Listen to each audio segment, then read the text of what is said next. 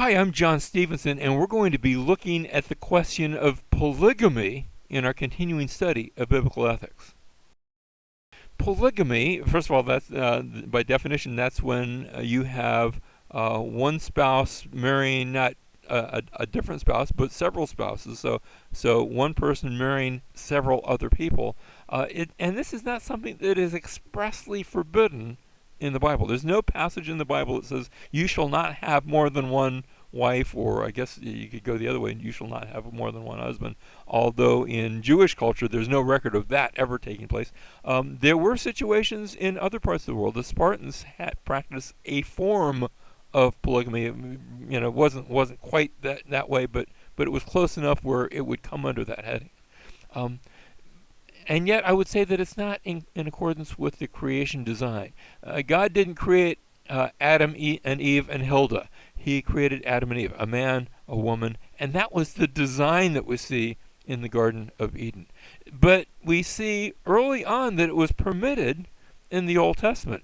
We have the story of Lamech. It's only mentioned in brief and in a sort of a poetic sort of thing in Genesis chapter 4, where he has two wives. Now, it doesn't say, and that was good. In fact, in the context, it seems to have not been a good thing in conjunction with some other not good things that Lamech did. But later on, we have the examples of Jacob, who marries both Leah and Rachel. We have others in the Old Testament that had wives. Now, it's interesting to note that in the law, kings were told, don't multiply wives. And yet we see people like David and Solomon who did that, I think in certain cases to their detriment. But it was permitted in the Old Testament. And yet, even when you see it in the Old Testament, there were issues that are seen in the practice. For example, the tendency to show partiality to one wife over the other. 1 Samuel chapter 1 is the story of Hannah, who is in a polygamous marriage. She and another wife are married to the same man, and there's some jealousy and some partiality, and it's not a good situation. Jacob and his family are a very dysfunctional family. I mean, we have people that are brothers that are half brothers trying to put each other to death, and that's a bad thing. So jealousy among the wives, that's the Jacob story. Genesis chapter 30 and verse 1 actually mentions that as being an issue, and that led to all sorts of other problems, rivalry and hatred among the children, again in the Jacob story and then in the Jacob narrative, where there were those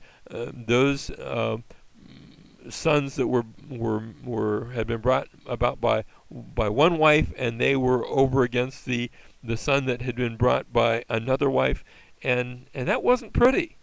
If anything, that's designed to tell us don't go and do that.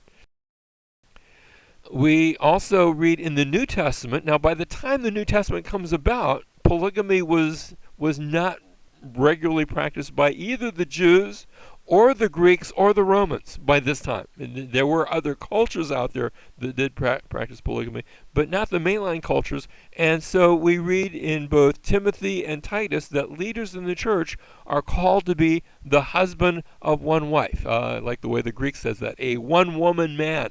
And I think that speaks about more than just the issue of polygamy, because that wasn't really a pressing issue by this time. I think it's also talking about marriage and divorce and a husband that's faithful to a wife and hasn't had, I think, sometimes what we call serial polygamy, where you're married and then you divorce, you marry somebody else and you divorce. No, leaders are not called to do that, or but also notice not called to have more than one wife. Now, finally, and I know this is going to be a short segment, I want to talk about Jesus. Because there the picture is, remember, he has the bride. And the idea of the bride is an Old Testament idea before it becomes a New Testament idea, where God said Israel is his bride. And Jesus talks about the church being his bride. And that doesn't mean that Jesus has two wives, the Old Testament wife and the New Testament wife. No, he's made the two into one. We have, Israel and I guess we could say New Testament Israel, i.e. the church. It's one people, Jew and Gentile, and he does not have two brides. So I would say Jesus is not polygamous. I know that there's some theological, underpinnings that I'm stepping on there. But no, he does not have two wives. He has one bride, and he has made the two into one. Both Old Testament and New Testament, and they've come together, the Old Testament believers and the New Testament believers, into one body of Christ.